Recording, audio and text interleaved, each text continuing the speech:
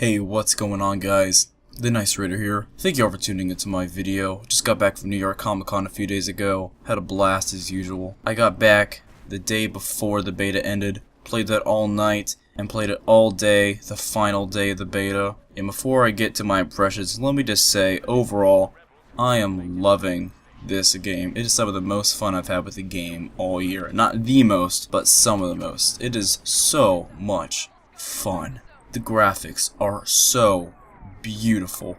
One of the best looking games of the year by far. The way the sun reflects on the rocks, the way there's snow everywhere when you're blowing up stuff, it's just so beautiful. The gameplay is great. The controls are also great. It doesn't use the same controller scheme as the older titles, which personally I think is a good thing. They slightly made it more modern as far as what other first-person shooters are doing and third-person shooters. But yeah, overall the gameplay is great. The sound design in this game, oh my god. I think we can all agree that DICE have mastered sound design. They have mastered it. Battlefront, oh my god, it is so good to just hear all the sounds from the movies and the music and the sounds of the vehicles and the sounds of the laser guns and everything. Oh my god, it is so amazing and so true to the films. Some of the best sound design I have ever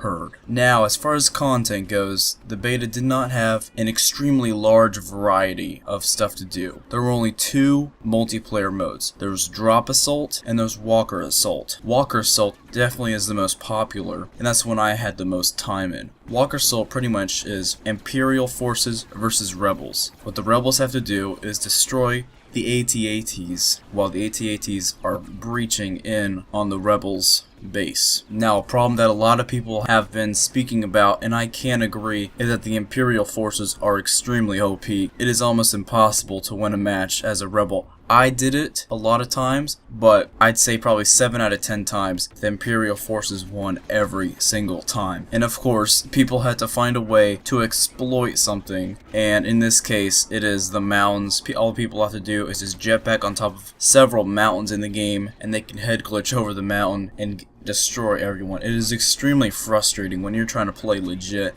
and you get killed by someone that's just camping out on the mountain. Now, there are vehicles in the game that are of course true to the movies. You have an AT-AT, you have an AT-AK, I believe is what it's called, and you have a few planes. Now, a lot of people are saying the AT-AT is OP.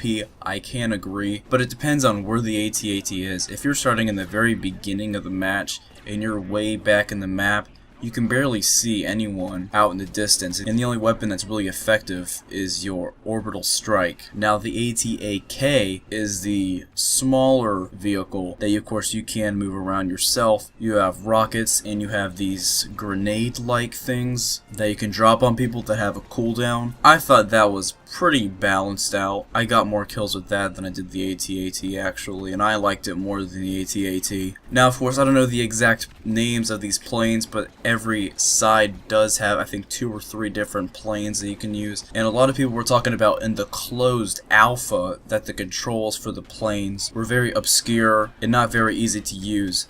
But it's obvious that they did change it in this one, because I personally believe that the planes in this are extremely solid as far as the controls to use them. Now, the other mode is Drop Zone, which again is just Imperial forces versus rebels. And what happens is the rebels and the Imperial forces have to capture the drop zones that are frequently dropped on the map, and you have to capture those. The matches seem to go out for about 10 minutes, unlike Walker Assault, which probably went around for 15 to 20 minutes, I'd say. And they're very quick modes, and it's definitely something that I would play when this game comes out. It's a lot of fun. As far as the map, it's definitely a nice change. Instead of the snowy Hoth, you go to another rocky kind of planet. And that's it, really. Like I said, the content in this open beta was not extremely extensive, but for the most part, but for what it was, I enjoyed it immensely. I had so much fun with this beta. It was available for PC,